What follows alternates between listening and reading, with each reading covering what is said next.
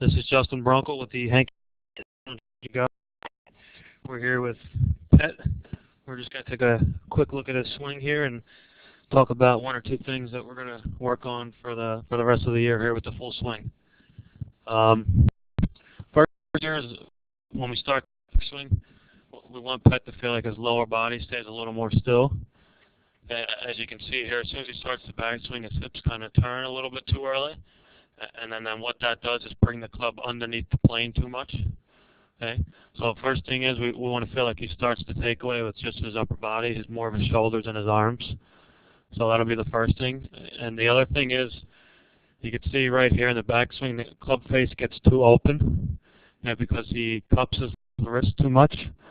So halfway through the backswing, we need to feel like his left flatter, so which will keep the club face a little more square.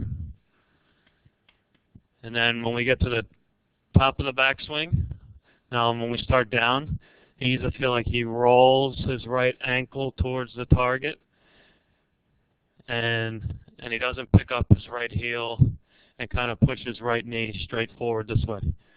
He needs to feel like he rolls his right foot and his right knee towards the target more. Now, part of the reason he does that is because he opens up his hips too early and too much in the backswing. So helping to keep those hips a little bit more still on the takeaway and the backswing will kind of help his transition on the downswing. So again, you're gonna drive that right knee and roll the right foot towards the target, square his left hand, and then he wants to feel like his eyes are gonna follow the club up on the finish, because keep his eyes looking down at the ground too long after he hits the ball, and that leads to a lot of chunks. So just for a quick wrap up, we want to make sure he keeps the lower body more still in the backswing.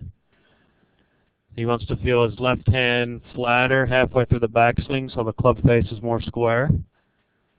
And then he wants to kind of drive his right knee and roll his right foot towards the target on the downswing and not let his right heel come up. And then he wants to let his eyes follow up the club on the finish so he doesn't chunk it. Okay? All in all, Pet's doing a good job, even though he has some flaws in it. He still manages to shoot some good scores because he has a lot of talent. So we're just going to keep working on the swing, keep fine-tuning it, and hopefully looking forward to him coming back next year. If you guys have any questions, please feel free to contact my Jen, and we'll be glad to talk. Thank you.